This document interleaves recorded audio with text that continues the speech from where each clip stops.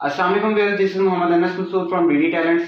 और आज अगर मैं कहूँ तो ये गलत ना होगा कि हमारे चैनल जिस बेस पे हमने ये चैनल बनाया था या जिस मोटिव पे बनाया था उस कड़ी की ये पहली वीडियो है। और आज हम मौजूद हैं वेट विलेज के ऑफिस में और हमारे साथ चेयरमैन वेट विलेज और विलेज फाउंडेशन के जो चेयरमैन है रियाजत चौधरी साहब हमारे साथ मौजूद हैं। और आज हम उनकी सक्सेस स्टोरी आपके साथ शेयर करेंगे। और हम जो कि वेटरनरी स्टूडेंट्स हैं, हम जब यूनिवर्सिटीज़ में आ जाते हैं ना, हमें सिर्फ यही सिखाया जाता है कि आपने CGPA लेनी है और आपने पढ़ना कैसे है, ये नोट्स लेने हैं या टीचर्स को फॉलो करना है। लेकिन हमें ये नहीं सिखाया जाता कि हमने अपनी प्रैक्टिकल लाइफ में आगे जाकर क्या करना है, हमने किस तरह अपने कैरियर को डेवलप करना है। क्योंकि हम एक चीज़ तो बराक है कि हम जितना भी अपने इस कोर्स को कर लें स्टडी, लेकिन हम प्रैक्टिकल लाइफ में उस वक्त तक कामयाब नहीं हो सकते जब तक कि हमें प्रैक्टिकल नॉलेज ना हो।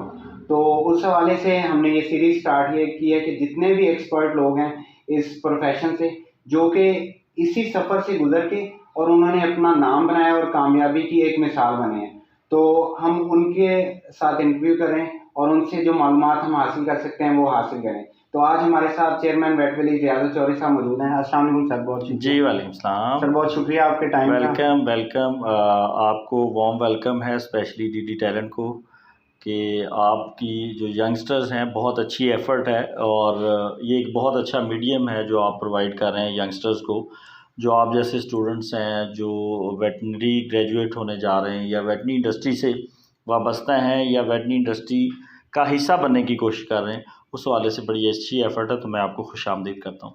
तो सर इस वक्त जो आपका करंट कैरियर है और जो आपका नाम है, हमने पोल्ट्री इंडस्ट्री की अगर मैं कहूँ कि जो नामवर शख्सियात हैं उनमें आपका शुमार होता है। और बेसिकली हर चीज़ स्टार्ट में होती है। हम स्टार्ट से पूछना चाहें कि आपने स्टार्ट किस तरह किया था अपने कैरियर का, और आपकी जो सक्सेस स्टोरी है वो हम व्यूअर्स तक शेयर करना चाहेंगे। इस तरह है जी कि किसी भी इंसान की जो कामयाबी है उसमें उस इंसान का ज़ाती जो रोल है या अमल दखल मेरे ख़्याल में नहीं होता।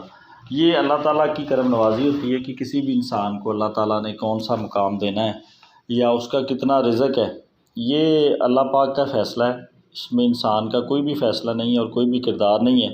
और दूसरा ये होता है कि कोई भी इंसान अपने तय कोशिश कर रहा होता है और हर इंसान अपने तय बेहतर ही कोशिश कर रहा होता है कि वो अपने लिए या अपनी फ़ैमिली के लिए या अपनी साथ जो अपनी सोशल में जुड़े लोग हैं उनके लिए कोई बेहतर कर सके। तो कुछ लोग उसमें काफ़ी हद तक कामयाब हो जाते हैं, कुछ लोग कम हद तक कामयाब होते हैं, कुछ बहुत ज़्यादा कामयाब हो जाते हैं और कुछ नाकाम भी हो जाते हैं। तो उसमें ये है कि जी मैं बेसिकली वेटनरी से मेरा ग्रेजुएशन नहीं है, वेटनरी शोबे की मैं DVM नहीं हूँ। मोस्टली हमारे जो वेटनरी इंडस्ट्री में लोग हैं वो जो डिफरेंट कंपनीज़ के डायरेक्टर्स हैं वो वेटनेरियन हैं। पहली बात तो ये कि मैं वेटनेरियन नहीं हूँ। मैंने MBA किया था मार्केटिंग में और उसके बाद अपना कैरियर शुरू किया था एक बिल्कुल ही छोटी सी जॉब से। सबसे इम्पॉर्टेंट चीज़ मैं ये बताना चाहूँगा जो हमारे यंगस्टर्स हैं कि उनको अपनी जो बिज़नेस अपनी ज़िंदगी के प्लान्स हमेशा आपके एम्बिशंस जो हैं वो बड़ी होनी चाहिए, लेकिन जो आपकी एक्सपेक्टेशंस हैं वो हमेशा रेलेवेंट होनी चाहिए। वो ये नहीं होना चाहिए कि आप अब एक्सपेक्ट करें कि अगर मैं एक डिग्री कर रहा हूँ, DVM की डिग्री ले रहा हूँ, तो डायरेक्ट मैंने किसी 19-18 ग्रेड में गवर्नमेंट सर्विसेज में चले जाना है या डायरेक्टली मैं एक बहुत बड़ा बिजनेसमैन बन जाऊँगा। ऐसा एक्सपेक्ट नहीं करना चाहिए। तो होता ये है कि जब हम MBA कर रहे थे तो हम सब की यही एक्सपेक्टेशंस थी कि हम तो बिज़नेस ग्रेजुएट बन रहे हैं और बहुत बड़े बिज़नेस टाइकन डायरेक्ट बन जाएंगे और बहुत हाई फाई जॉब्स अगर में जाएंगे तो बहुत हाई फाई जॉब्स मिल जाएंगी। तो ऐसा होता नहीं है। तो जब हम MBA से फ्री हो रहे थे तो इस्लामाबाद से चूँकि मैंने MBA किया था तो वहाँ पे अभी ये रियल एस्टेट का एक बड़ा फेमस इदारा है स्टार मार्केटिंग जी। तो मुझे वहाँ पे जॉब ऑफ़र हुई। मेरे एक अंकल थे जानने वाले, तो उनका एक रेफरेंस था, तो मुझे वहाँ पे जॉब ऑफ़र हुई। तो मैं जब इंटरव्यू के लिए गया तो उन्होंने मुझे 20,000 सैलरी ऑफ़र। तो उसमें ये कहा 3 महीने का एक प्रोबेशन पीरियड है, कंपनीज़ ने डिसाइड किया होता है। उसके बाद उन्होंने कहा जी आप परमानेंट हो जाएंगे तो आपकी सैलरी बढ़ जाएगी। तो मैं वापस आ गया मैंने वो जॉब ज्वाइन नहीं की। ना ज्वाइन करने की क्या वजह थी कि ये तो सैलरी कम है, ये तो छोटी जॉब है। तो आप ये सोच रहे होते हैं यूनिवर्सिटी में माँ बाप के पैसे पे जब आप मौजें कर रहे होते हैं, तो आप ये सोच रहे होते हैं कि मैंने तो डायरेक्ट अब डिग्री कर ली और मैं तो दुनिया का बड़ा मुख्तलिफ बंदा हूँ और मैं बड़ा एक्स्ट्राऑर्डिनरी बंदा हूँ और बहुत सुपीरियर हूँ, तो अब तो मैं बहुत बड़ा ऑफिसर बन जाऊँगा या बहुत बड़ा बिजनेसमैन बन जाऊँगा। डायरेक्टली ऐसा होता नहीं है। ये जो आप देखते हैं ना कामयाब लोगों की ज़िंदगी की जो सफलता है, उसमें बहुत सारी जो उनकी ज़िंदगी में आपको फैसिलिटेशन नज़र आ रही होती है या बहुत नरम बिस्तर नज़र आ रहा आपको होता है, वो बेसिकली तल्ख कांटों पे से, बड़े ही सख्त चुभने वाले कांटों पे से गुज़र के, तपते कोयलों के ऊपर से गुज़र के वो स्टेज पे पहुँचे होते हैं। उस स्टेज पे जो फूलों की सेज नज़र आ रही होती है। तो मैंने वो जॉब रिजेक्ट कर दी। इसी तरह मुझे फिर लैक्सन टोबैको फिलिप्स मॉरिस का एक नया उस वक्त में वेंचर हुआ था। इस्लामाबाद उनका ऑफिस था सऊदी पार्क टावर में, वहाँ पे मुझे जॉब ऑफ़र हुई। तो उसकी सैलरी थी 25,000, तो मैंने वो भी रिजेक्ट कर दी। मैंने कहा ये भी छोटी जॉब है। तो कुछ अर्सा गुजरने के बाद ऐसा हुआ कि फिर मैं जॉब ढूंढ रहा था और जॉब मुझे मिल नहीं रही थी। पहले मुझे जॉब्स मिलती थी तो मैं जॉब कर नहीं रहा था, और उसके बाद मुझे जॉब की ज़रूरत थी और जॉब मुझे मिल नहीं रही थी। तो उसमें ज़ाहिर बात है कि मेरी अपनी गलतियाँ कोताहियाँ थी। तो ये वक्त आ गया कि मैं जॉब सर्च करता करता इस्लामाबाद से लाहौर अपने कुछ फ्रेंड्स के पास आ गया, जहाँ से मैंने अपना ग्रेजुएशन की थी पंजाब यूनिवर्सिटी से। कुछ मेरे वो क्लास फेलो थे लाहौर में जो रह रहे थे, मैं उनके पास आ गया। तो मैंने जॉब ढूंढनी शुरू कर दी। तो वो जो मेरी जो कोशिश थी, जॉब की तलाश थी, वो काफ़ी आप कह लें कि 1 साल के दौरानिए पे मुहित हो गई। तो मैं थक गया, घर से अखराजात को पूरा करना, मसाइल, तो मैं थक गया। तो मुझे ये हुआ कि अब मुझे कोई ऐसी जॉब मिल जाए, कोई ही ऐसा काम मिल जाए, कोई बंदा मुझे ऐसा काम दे दे कि एटलीस्ट मैं अपने जो अखराजात हैं, जो मैं हॉस्टलाइज हूँ, वही पूरे हो जाएँ, घर से बाहर हूँ फ़र्दर, ताकि मैं अपनी जो तलाश है उसको जारी रख सकूं। तो मैं शाम को बैठता था मॉडल टाउन में, वहाँ पे कुछ लड़के पार्क में आके बैठते थे जो कि कोई बिल्कुल इलिटरेट था, कोई 5 जमात पढ़ा हुआ था और कोई 10 जमात पढ़ा हुआ था। तो वो सेल्समैन थे लेज़, जो ये चिप्स है लेज़ पेप्सिको में। तो मैंने एक दिन उनसे मजबूर होकर बात की कि यार आप मुझे नौकरी लगवा दो। तो वो हंस पड़े। तो वो कहते बाबूजी हम आपको कैसे नौकरी दिलवा दें, आप तो बड़े पढ़े लिखे बंदे हैं। तो मुझे बड़ी नदामत भी हुई और मैं ये सोचूं कि मुझसे ज़्यादा तालीम याफ्ता तो ये लोग हैं जो आज बरसे रोज़गार हैं और मैं तो बेरोज़गार हूँ। तो मैंने उनको कहा नहीं यार आप लोग मुझे लगवाओ। उन्होंने कहा जी हम तो ये काम करते हैं, आप ये काम कैसे कर सकते हैं, सेल्समैन डिलीवरी का। मैं क्या मैं कर लूँगा, मुझे आप लगवा दें। तो मुख्तसरन वो अगले दिन मुझे अपने साथ ले गए। तो जिस तरह एक MBA या BCom या ग्रेजुएट बंदा होता है, वो अपनी CV बना के लेके जाता है, एक सफ़े की, 1 पेज की CV होती है। तो वो उस पर मैं अपना सारा करिकुलम वगैरह लिख के लेके चला गया। तो आगे जब वो उस लेज़ पेप्सी को उस वक्त में हेड ऑफिस होता था, डिस्ट्रीब्यूशन ऑफिस था जॉर्ज टाउन के अंदर ना। तो जब हम वहाँ पे गए तो उनके वहाँ पे मैनेजर थे रहमान खान साहब।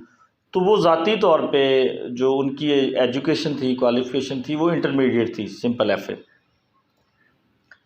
तो जब मैं उनके पास गया CV लेके, तो उन्होंने मेरी CV देखी। तो उन्होंने ना ऐनक वो यहाँ पे ऐसे करके लगाते थे, तो ऐसे उन्होंने जब मेरी CV पढ़ी, मेरी तरफ देखा, तो उनकी आंखों में जैसे आंसू आ जाते हैं, रेड हो गई।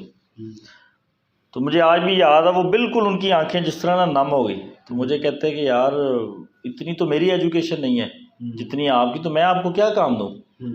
तो मुझे बड़ा दुख हो रहा है कि आप MBA करके बेरोज़गार हैं। तो मैंने कहा सर मुझे ना आपके पास फ़लाँ जॉब है, मुझे पता चला आप दे दें। उन्होंने कहा यार मुझे अब वो आपके लेवल की जॉब नहीं है, मैं आपको नहीं दे सकता।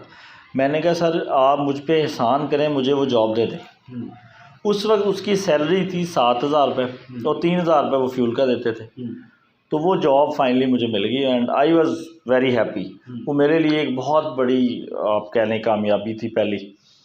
तो जो उसमें ये था सेल्स का काम था, लड़के 2-3 घंटे में जाके शाहज़ोर एक गाड़ी दी उन्होंने हमें, एक ड्राइवर दिया उन्होंने, वो लड़के 2-3 घंटे में जाके डिलीवरी कराते थे। लेज़ उस वक्त में भी कैश पे बिकती थी।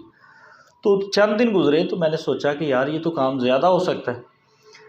तो मैंने क्या किया कि मेरे साथ जो ड्राइवर था उसको कन्विंस किया कि यार हम 2 गाड़ियाँ लोड करके लेके आया करें, दोबारा और माल लेके आया करें, वो भी बेचा करें।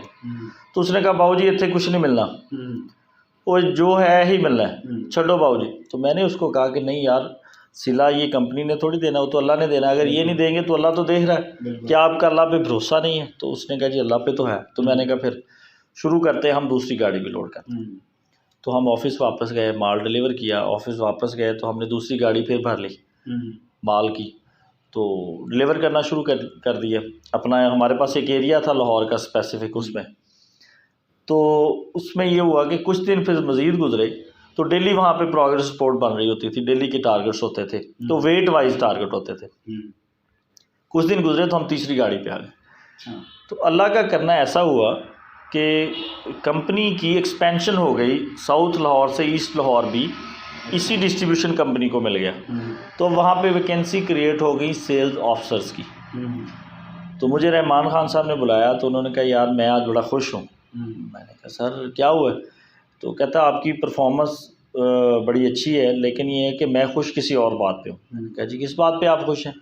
तो कहते हैं कि कंपनी एक्सपेंड हो रही है, तो अब हमें सेल्स ऑफिसर्स की ज़रूरत है, एंड आई वाज वेटिंग कि मैं कोई जॉब आए और आपको दूँ। तो अब आपको हम 25,000 सैलरी देंगे और 70 हुंडा सिटी बाइक देंगे, और उसके अलावा 5,000 रुपये आपको फ्यूल कर देंगे। तो वो था मेरा स्टार्ट। बताने का मकसद ये था कि आप कोशिश करें कि आप उस चीज़ से ना गुज़रे। जो एक इंग्लिश का मुहावरा है कि जो वाइज जो अक्लमंद होते हैं लर्न फ्रॉम अदर्स मिस्टेक, जो अक्लमंद होते हैं वो दूसरों की गलतियों से सीखते हैं, और fools learn from their own mistake. जो बेवकूफ़ हैं वो अपनी खुद की गलतियां करके सीखते हैं। जिस तरह पंजाबी में एक मिसाल है, कहावत है कि मच्छी पत्थर चाट के वापस, मछली पत्थर चाट के, उर्दू की कहावत है कि मछली पत्थर चाट के वापस आती। तो आप ये कोशिश करें कि इस ऑप्शन में ना जाएं। आप देखें कि जो आपके सामने फेलियर हैं, जो लोग नाकाम हैं, उनकी नाकामियों की वजूहात क्या हैं, और जो कामयाब हैं उनकी कामयाबी के पीछे कौन सी वजूहात हैं। आप जो पॉजिटिव चीज़ें उनको अडॉप्ट करें ताकि आप ज़िंदगी में आगे जा सकें। तो उसमें यही है कि आप जिस तरह हमारे जो वेटनेरियंस हैं जो डिफरेंट यूनिवर्सिटीज़ में पाकिस्तान की वेटनरी की एजुकेशन ले रहे हैं, DVM की, या MS पोल्ट्री साइंसेस वाले हैं वो लोग, उनको मेरी ये एडवाइस है कि आप कोशिश करें कि अपने प्रोफेशन को पैशन की शक्ल दें। और आपका प्रोफेशन पैशन कैसे बनता है? बड़ा आसान है कि कोई भी इंसान जिस प्रोफेशन में होता है वो अपनी सोशल वही बनाए। अगर मैं पोल्ट्री इंडस्ट्री से वाबस्ता हूँ तो मेरे दोस्त भी पोल्ट्री इंडस्ट्री से जो मुंसलिक लोग हैं वही होने चाहिए। तो मुझे उससे के मुतल्लिका सोच मिलेगी अपने प्रोफेशन के मुतल्लिका, और हर वक्त मैं उसके मुतल्लिक सोचूंगा, ब्रेनस्टॉर्मिंग करूंगा, और उन्हीं लोगों के साथ आउटिंग पे भी अगर जाऊंगा तो उन्हीं लोगों के साथ जाऊंगा। तो मेरा प्रोफेशन खुद ही जो है पैशन में तब्दील हो जाएगा। और कोशिश करें कि नौजवानों से मेरी दरख्वास्त है, उनको मेरी एडवाइस है कि कोशिश करें कि अपने प्रोफेशन को पैशन की शक्ल में लेके जाएं। और सर आपका पोल्ट्री में किस तरह आप एंटर हुए, मार्केटिंग से डायरेक्ट किस तरह आप इस पोल्ट्री इंडस्ट्री की तरफ आए? क्योंकि आपके पास जो आपकी पहले जॉब थी लेज में, फिर मार्केटिंग में और बहुत सारी ऑप्शंस आ जाती हैं, लेकिन एक डिफरेंट फील्ड में MBA में बहुत कम लोग, हमने नहीं देखा कि लोग इस तरह पोल्ट्री की तरफ आएँ या इस एनिमल वेटनरी फील्ड की तरफ आएँ। तो इस तरफ किस तरह आपका रुझान? ये हुआ जी इस तरह कि मैं बेसिकली लेज़ पेप्सिको से, उसके बाद फिर और डिफरेंट इदारों में काम किया। उसमें एक NGO थी, एक इंटरनेशनल NGO थी UK बेस्ड, उसमें भी as a program manager, chief coordinator Pakistan के तौर पे भी मुझे काम करने का मौका मिला। और उसी NGO के प्लेटफॉर्म से, वो बेसिकली इंटरफेथ बैनुल मज़ाहब ऑर्गेनाइजेशन थी, और उसी ऑर्गेनाइजेशन के प्लेटफॉर्म से पाकिस्तान की तमाम एम्बेसीज, बड़े इदारों के साथ, ब्रिटिश काउंसिल के साथ, फॉरेन कॉमनवेल्थ ऑफिस के साथ, नॉर्दर्न चर्च एड के साथ, इन इदारों के साथ मुझे काम करने का मौका मिला। और अल्हम्दुलिल्लाह पाकिस्तान की तमाम पॉलिटिकल जो और रिलीजियस जो जमातें हैं उनके साथ, उनके जो इंटरफेथ विंग्स हैं उनके साथ भी काम करने का मुझे मौका मिला।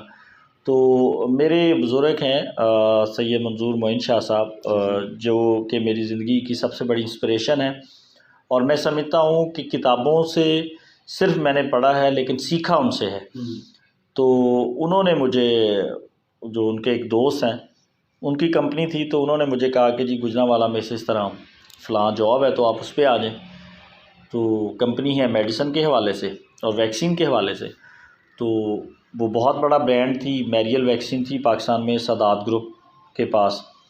तो बेसिकली जो शाह साहब में सादात ग्रुप के चेयरमैन भी हैं, तो उनका गुजरांवाला डिवीज़न में एक जो डिस्ट्रीब्यूशन सेटअप था, वहाँ पे उन्होंने कैस इंटरनेशनल के नाम से वहाँ से पे उन्होंने मुझे जॉब ऑफ जो रेफ़र कर दी कि आप वहाँ पे चले जाएं। तो मैंने पोल्ट्री इंडस्ट्री ज्वाइन कर ली। तो 2011 में मैं पोल्ट्री इंडस्ट्री में बाकायदा तौर पे दाखिल हुआ। तो उसके बाद फिर कैस से ऑनवर्ड उसमें काफ़ी अर्सा काम किया। उसके बाद फाइनली फिर मैंने 2019 में 2019 अक्टूबर में मैंने ये जो वेट विलेज है इसकी बुनियाद रखी अल्हम्दुलिल्लाह। तो अब वेट विलेज का जो नेटवर्क है पूरे पाकिस्तान में है, उसमें हमारी कोशिश है कि हम ज़्यादा से ज़्यादा एम्प्लॉयमेंट के हवाले से और कैपेसिटी बिल्डिंग जो है नौजवानों की, उस हवाले से काम करें। आप जब जॉब से एक बिज़नेस की तरफ आते हैं तो एक वो मेरे ख्याल से तो एक जिस तरह दीवार, चाइना की दीवार है, उसको क्रॉस करना या एक बहुत बड़ी हर्डल होती है कि आप बहुत सारी फैसिलिटीज़ कुर्बान करते हैं, हर चीज़ कुर्बान करके फिर रिस्क, ऐसी इंडस्ट्री जिसमें रिस्क 100% से भी कई गुना ज़्यादा है कि अगर आप रिस्क इतना ज़्यादा कि अगर आप डूब गए या फिर उड़ गए, तो उससे जॉब से बिज़नेस की तरफ आना और उसका सफ़र किस तरह कितना मुश्किल है। ये जी बड़ा आसान है। इसके लिए सबसे बड़ी चीज़ है तकवा। आपको अल्लाह ताला की ज़ात पे भरोसा होना चाहिए। होता ये है कि हमारे नौजवान अक्सर क्या करते हैं या डिफरेंट प्रोफेशनल्स क्या करते हैं, जब वो किसी भी प्रोफेशन में जॉब कर रहे होते हैं और उसी प्रोफेशन में वो बिज़नेस करना चाह रहे होते हैं, तो उनकी ये कोशिश होती है कि वो आहिस्ता आहिस्ता साथ साथ ना अंडरग्राउंड अपना वो बिज़नेस शुरू करते हैं। और जब उनको लगता है कि उनके किचन सेफ्टी के अकॉर्डिंगली वो बिज़नेस चल गया है, तो वो जॉब रिज़ाइन करते हैं। पहली बात तो ये कि बहुत ही ये गैर अखलाकी चीज़ है। और प्रोफेशनली भी ये मैं समझता हूँ कि जो कमज़ोर लोग हैं, ये उनकी पहचान है। कमज़ोर लोग कभी भी ज़िंदगी में आगे नहीं जाते। सबसे पहले तो आपको अपने प्रोफेशन में दिलेरी अपने अंदर आपके होनी चाहिए। आप एक बोल्ड डिसीजन मेकर होना चाहिए। आपको ये पता होना चाहिए, देखें जॉब में वो बंदा कामयाब है, बिज़नेस में वही इंसान कामयाब होगा जो जॉब में कामयाब है। ऐसा नहीं होता कि आप जॉब में फेलियर और बिज़नेस में कामयाब हो जाए, क्योंकि अगर आपको इदारा सैलरी दे रहा है, इट मीन्स आप कुछ ना कुछ करने के काबिल है, कुछ ना कुछ आप उस इदारे को दे रहे होते हैं। ठीक है, जब आप उस इदारे को कुछ ना कुछ दे रहे होते हैं तो उसी बेस पे वो आपको सैलरी दे रहा होता है। तो क्या आप ये सोचते हैं कि आप उस इदारे के लिए तो काम कर सकते हैं, लेकिन जब अपना बिज़नेस शुरू करेंगे तो आप बेहतर परफॉर्म नहीं कर सकते। अगर आपको ये डाउट है, आपको ये वहम है, तो इसका मतलब है कि आप कमज़ोर किस्म के प्रोफेशनल हैं। आपके अंदर बहुत सारी कमियां कोताहियाँ, आपके अंदर खौफ है, फियर है। तो आपको सबसे पहले तो फियर नहीं होना चाहिए। अगर तो आप बिज़नेस में आना चाहते हैं ना, तो आपको दिलेर होना पड़ेगा और आपको ख़ुद के साथ मुखलिस होना पड़ेगा। तो हमेशा ये दिल से निकाल दें कि मैं जॉब छोड़ के बिज़नेस करूँगा तो उसके क्या आफ्टर इफेक्ट्स हो, ये ना हो, चले ना। आप शुरू ही तब करें जब आपको लगे कि आप कर सकते हैं। और आपका जो डिसीजन होते हैं ना, वो गोरा कहता है ना कि जी तमाम जो decision, all decisions are right. ठीक है, take decision and make them right. ये नहीं होता है कि आप कहें कि मैं सही डिसीजन लूँ, तो वो सही तो आपको समझ ही नहीं आती कि कौन सा है, उसकी तो जजमेंट ही नहीं है। एक दफ़ा आप डिसीजन लेते हैं, उसके बाद आप उस पर लग जाते हैं कि ये ठीक है, आप उसको करने की कोशिश करते हैं। मैं एक दफ़ा कराची सफ़र कर रहा था, तो एक ना पठान ड्राइवर था, वो बेसिकली मीरपुर के इलाके का था। तो डेयरी लैंड एक ग्रुप है, डेयरी सेक्टर में बहुत बड़ा ग्रुप है, मन्नू ग्रुप वालों का एक है। तो मैं घारों उनके फार्म पे जा रहा था, डेयरी लैंड। तो वो टैक्सी मैंने करवाई, डिफेंस में हमारी अकोमोडेशन थी जहाँ हम ठहरे हुए थे। तो बिन सादिक इंटरनेशनल एक कंपनी थी, उसमें उस वक्त काम कर रहा था। तो हम जा रहे, तो रश था एक जगह पे। तो रश से ना यकदम उसने बड़ी तेज़ से क्रॉसिंग की। गाड़ी की। तो मैंने ना जिस तरह बंदा गैर इरादी तौर पे एकदम बोलता है, मैं क्या देखा जी बाबू जी वेखे ठोक ना दिया जी, तो इस तरह बंदा कहता है कि गाड़ी ना लग जाए, तो मैंने गैर इरादी तौर पे क्या मैं क्या वेख्या जी बाबू जी ठोक ना दिया जी गड्डी। तो वो बड़ी लहर में ना गाड़ी मोड़ता हुआ जब वो उसने ओवरटेक कर ली, तो वो जो रश के दौरान से ओवरटेक कर लिया वो, तो थोड़ा सा जब आगे गए तो मुझे कहता है मुस्कुरा के, कहता बाबू जी जितों ड्राइवर की अख लंघ जाए उतों गड्डी लंघ जाती। तो जहाँ से आपका ख्याल गुजर जाए कि हाँ, जहाँ पे आपका ख्याल हो कि ये मैं कर सकता हूँ, तो वो आप कर सकते हैं। जब भी आप कोई चीज़ शुरू करके उसमें आपको नाकामियाँ प्रॉब्लम्स आते हैं, नाकामियाँ नहीं होती प्रॉब्लम्स होते हैं। जब प्रॉब्लम्स आते हैं और आपको प्रॉब्लम डिसअपॉइंट करते हैं, तो आप हमेशा पीछे मुड़कर ये देखें कि जब मैंने शुरू किया था उस वक्त क्या एक्सपेक्टेशन और क्या था कि ये हो जाएगा। तो आप हमेशा पीछे मुड़ के देखें कि जब मैंने इसको शुरू किया था तब इसकी कौन सी पॉजिटिव चीज़ें थी जो देख के शुरू किया था, वो कौन से बिलीव्स थे, ठीक है, कि जिसको सोच के मैंने शुरू किया था। जब आप वो दोबारा उस पर फ्लैशबैक में जाएंगे तो देन यू विल बी रीमोटिवेट। जब आप रीमोटिवेट होते हैं तो फिर चीज़ें आगे चलना शुरू हो जाती हैं। जो वेटरनरी स्टूडेंट्स हैं उनके हवाले से उनकी जो एक रूटीन है वो क्या होनी चाहिए, और उनको एक्सपेक्टेशंस किस तरह की रखनी चाहिए, और अपना जो एक होता है ना यूनिवर्सिटी में जाके एक आज़ादाना माहौल मिल जाता है, तो फिर उस बंदे को समझ नहीं आती कि मैंने किस साइड पे जाना है। और इनफैक्ट ऐसा भी होता है कई बार बंदा अपने कैरियर को, अपने गोल्स को भूल जाता है। तो उनका शेड्यूल किस तरह का होना चाहिए, और उनकी जो रूटीन है, मतलब जो हमारे वेटरनरी के स्टूडेंट्स हैं उनको कंपनीज़ के साथ किस तरह ऑन बोर्ड रहना चाहिए ड्यूरिंग स्टडीज़, उस हवाले से थोड़ा सा गाइड। उसमें ऐसे है, हमारे कायदे उसमें इस्लामाबाद में हमारे एक टीचर थे कंप्यूटर के, मिस्टर सलमान साहब, बड़े अच्छे टीचर थे, कंप्यूटर हमें पढ़ाते थे। तो पहले दिन के लेक्चर में जब उन्होंने इंट्रोडक्शन किया ना, तो उन्होंने कहा भी किस किस ने एमबीए करना है। तो सारे लोग हैरान हो गए कि जी एमबीए के स्टूडेंट ही बैठे हैं, हम तो एमबीए करने हैं। तो सारे खामोश। उनका यार आप लोगों को समझ नहीं आई मेरा क्वेश्चन। मैंने पूछा कि आप में से किस किस ने एमबीए करना है। तो सब कहते हैं, सबने हाथ खड़े कर दिए एमबीए करना। तो उन्होंने कहा जी फिर आप एक बात दिमाग में बिठा लें, तो आपने अगर तो एमबीए करना है तो वो बड़ा आसान है, और अगर आपने एमबीए में फ़ेल होना है तो वो बहुत मुश्किल है। हमने कहा ये क्या बात हुई? उन्होंने कहा जी यूनिवर्सिटी में जो बंदा डेली आएगा, जिसकी नब्ज़ चल रही है, वो फ़ेल नहीं हो सकता। अगर आपने फ़ेल होना तो फिर मेहनत बड़ी करनी पड़ेगी आपको। तो डिग्री में आपको फ़ेल होने के लिए मेहनत करनी पड़ती है। आप जैसे भी हैं, खुदारा ये कोशिश करें कि हमेशा याद रखें कि हम घर से जब यूनिवर्सिटी आते हैं, किसी भी एक्टिविटी में, आप खेल कूद में, एक्स्ट्रा करिकुलर में, ये ज़रूर ज़हन में रखें कि मैं जब घर से निकला था मैं किस लिए आया था। आप घर से किसी भी सोच के मालिक हों, घर से जब निकल रहे होते हैं यूनिवर्सिटी के लिए, हॉस्टल से निकल रहे होते हैं, तो आपकी डेफिनेट इंटेंशन ये होती है कि मैं यूनिवर्सिटी जा रहा हूँ। ये नहीं होता है कि मैं यूनिवर्सिटी फ़लाँ किसी से मिलने, लड़की से मिलने जा रहा हूँ, मैं यूनिवर्सिटी कैंटीन में टाइम वेस्ट करने जा रहा हूँ, मैं यूनिवर्सिटी में लड़ाई करने जा रहा हूँ। आपका ये होता है कि मैं यूनिवर्सिटी पढ़ने जा रहा हूँ। तो आप ये मत भूलें कि आपका जो प्राइम ऑब्जेक्टिव है वो क्या है। बाकी चीज़ें एक्स्ट्रा करिकुलर चलती भी रहे तो आप यूनिवर्सिटी लाइफ में कभी भी फेल नहीं होते हैं। और कोशिश करें कि अपनी सोशल, अपनी जो प्रोफेशन के लोग हैं, किसी भी यूनिवर्सिटी के अंदर बहुत सारे डिपार्टमेंट होते हैं, आप कोशिश करें कि अपनी दोस्तियां भी अपने डिपार्टमेंट के अंदर रखें।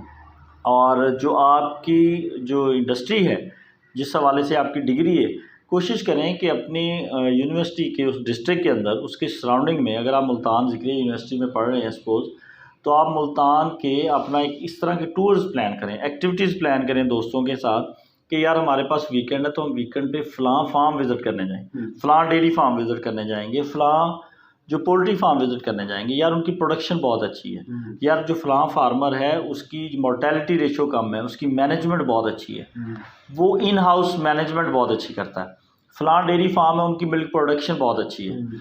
तो इस तरह के टूर्स बनाएं, इंडस्ट्रियल टूर बनाएं, ये चीज़ें आपको एंटरटेनमेंट भी देंगी और आपको ग्रोथ भी देंगी।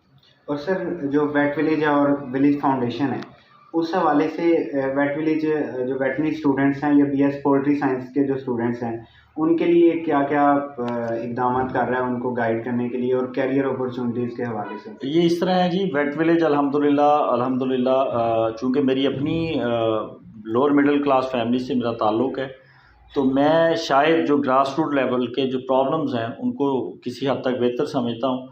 तो वेट विलेज ने एक जो एम्प्लॉयमेंट प्रोग्राम शुरू किया है, उसमें हमने सिर्फ वेटनेरियन के लिए नहीं है, वो तमाम इंडस्ट्री से जो ताल्लुक़ रखने वाले लोग हैं, चाहे वो पढ़े लिखे हैं चाहे वो अनपढ़ हैं, तो हमने बहुत सारी पोल्ट्री इंडस्ट्री से ताल्लुक़ रखने वाली फैक्ट्रीज़, मार्केटिंग कंपनीज़ और बहुत सारे फास्ट मूविंग प्रोडक्ट, जिस तरह ये इम्तियाज़ सुपर स्टोर है, मेट्रो है, या चेज़अप जो कैश एंड कैरी चेन्स आ गई हैं, उनके साथ हमने MOU साइन किया है वेट विलेज ने। और इस प्रोजेक्ट को वेट विलेज की जो NGO है, विलेज फाउंडेशन, देख रही है। और उसमें हम क्या कर रहे हैं कि हम इन सारी इंडस्ट्रीज से राब्ते में, और इनसे हमारी रिक्वेस्ट होती है कि जहाँ कहीं भी, चाहे वो लोअर लेवल पे है, वाइट कॉलर जॉब है, किसी भी हवाले से कोई जॉब्स अगर आपके पास होती हैं, तो वेट विलेज गारंटी करेगा, मैं गारंटी करूंगा कैंडिडेट्स की, और हम आपको कैंडिडेट्स देंगे। आप उनको जॉब का मौका दें, रोज़गार का मौका दें, और उनकी जो तमाम गारंटीज़ हैं वो वेट विलेज उठाती है हर हवाले से। और इसी तरह फर्दर हम जो वेटनरी स्टूडेंट हैं यूनिवर्सिटीज़ के अंदर ट्रेनिंग वर्कशॉप्स भी कंडक्ट करने जा रहे हैं, ताकि उनको हम बताएं कि डिग्री के बाद आपने जॉब सर्च कैसे करनी है, कौन सी जॉब आपको सूट करती है, कौन सा सेगमेंट उसमें आपको सूट करता है, और अच्छी जॉब कैसे आपने तलाश करनी है, और जॉब मिलने के बाद वहाँ पे आपने अपने कैरियर को ग्रो कैसे करना। तो इस हवाले से भी हम ट्रेनिंग वर्कशॉप्स कंडक्ट करने जा रहे हैं। स्पेशली हम इसको शुरू करेंगे जनूबी पंजाब से, बहाउद्दीन ज़िक्रिया यूनिवर्सिटी से, और उसके बाद फर्दर फैसलाबाद एग्रीकल्चर, फिर युवास जो है जिसको आप घोड़ा अस्पताल भी कहते हैं लाहौर, वहाँ, उसके बाद हम बाला इसमें जाएंगे, पूंछ यूनिवर्सिटी भी जाएंगे, रावला। तो ये हमारा प्लान है। बाकी प्लानिंग इंसान करता है और उसको हतमी शक्ल अल्लाह ताला के करम नवाजी से मिलती है। तो कोशिश हमारी ये है कि हम अपनी इंडस्ट्री से जो मुंसलिक लोग हैं, स्पेशली जो यंगस्टर्स हैं, उनके लिए कुछ करें। तो ये हमारी कोशिश है, बाकी अल्लाह ताला की मर्ज़ी। ठीक है sir, thank you so much आपके प्रीशियस टाइम का। Thank you very much. और हम कोशिश करेंगे कि आपके साथ नेक्स्ट सीरीज़ भी एक कंटिन्यू करें, कि जो स्टूडेंट्स हैं उनको गाइडेंस की ज़रूरत होती है प्रॉपर, ताकि एक सीरीज़ में आपके टाइम रिक्वायर होगा कि हम स्टूडेंट्स को, और जो हम खुद क्योंकि स्टूडेंट्स हैं, हमें गाइडेंस की बहुत ज़्यादा ज़रूरत है, उस हवाले से आपका टाइम रिक्वायर होगा। इसमें मैं जी वंस अगेन वेलकम करता हूँ और किसी भी प्रोफेशनल को जो आपकी तरह कोशिश कर रहा है कि जो पोल्ट्री इंडस्ट्री की किसी भी हवाले से डेवलपमेंट हो सके, बेहतरी आ सके, उसमें वेट विलेज हमेशा आपको और आप जैसे जितने यंगस्टर्स हैं उनको वेलकम करता है। और हम आपके साथ हर तरह कंट्रीब्यूट करेंगे इसमें। स्टूडेंट्स के जो मसाइल हैं उस हवाले से जो हम कर सकते हुए इंशाल्लाह करेंगे, और फर्दर इस सीरीज़ को हम कंटिन्यू जिस तरह आपने कहा वो भी करेंगे। कोई ऐसी बात नहीं है, वेट विलेज हमेशा जो भी कर सकता है उसमें पोल्ट्री इंडस्ट्री के हवाले से जो है इंशाल्लाह हाज़िर है। सर, पोल्ट्री के हवाले से मैं थोड़ा सा डिस्कस करना चाहूँ, क्योंकि मेरा पर्सनल इंटरेस्ट भी पोल्ट्री में है। तो पोल्ट्री इंडस्ट्री पाकिस्तान की अगर हम देखें ना, तो रिसर्च के मुताबिक दूसरी बड़ी इंडस्ट्री है, बिल्कुल ऐसे, लेकिन अमूमन जनरल पब्लिक को इसकी अवेयरनेस नहीं है। बिल्कुल ऐसे ही है। और इनफैक्ट अगर हम फ्यूचर की बात करें ना, कि किसी चीज़ का इस तरह ट्रेंड आता है लेकिन ख़त्म हो जाता है, लेकिन पोल्ट्री फ्यूचर भी है, क्योंकि इस वक्त प्रोटीन की जो रिक्वायरमेंट है वर्ल्ड हेल्थ ऑर्गेनाइजेशन के वाले 27 ग्राम है, लेकिन पाकिस्तान में जो कंजम्पशन है वो 17 ग्राम से भी कम है, लेकिन इसका मतलब फ्यूचर भी है। तो और एम्प्लॉयमेंट के हवाले से भी अगर हम बात करें तो 15 लाख लोगों को एनुअली ये रोजगार ठीक कह रहे हैं आप, बिल्कुल ठीक कह रहे हैं। लेकिन इसमें और भी बेहतरी की ज़रूरत है। इस वक्त आप क्या समझते हैं, पोल्ट्री के जो मसाइल हैं, गवर्नमेंट को क्या चाहिए कि मतलब इसमें किस तरह की बेहतरी, जो बहुत ही अशद ज़रूरी है? मैं जी समझता हूँ, मैं पहले तो शुक्रगुज़ार हूँ जो अभी मौजूदा गवर्नमेंट है उसने इस पर बहुत सारे इक़दाम किए हैं, और फर्दर उस पर हमारी मीटिंग्स होती रहती हैं चैम्बर ऑफ कॉमर्स के प्लेटफॉर्म से और पाकिस्तान पोल्ट्री एसोसिएशन के प्लेटफॉर्म से। गवर्नमेंट के नुमाइंदों से हमारी मीटिंग्स होती रहती हैं, गाहे बगाहे डिस्कशंस होती रहती हैं, और गवर्नमेंट इसके लिए एक रेगुलेटरी बॉडी बना रही है, और इसको इंडस्ट्री का दर्जा देने के हवाले से भी इक़दाम हो रहे हैं। जब डेफिनेटली कोई भी इंडस्ट्री होती है तो उसकी पॉलिसीज़ होती हैं, उसकी सारे लवाज़मात गवर्नमेंट की तरफ से सब्सिडीज़ होती हैं। तो जब इंडस्ट्री बन जाएगी तो सारे मसले हल हो जाएंगे। सबसे इम्पॉर्टेंट है इसको इंडस्ट्री का दर्जा मिलना, वो मिल जाएगा।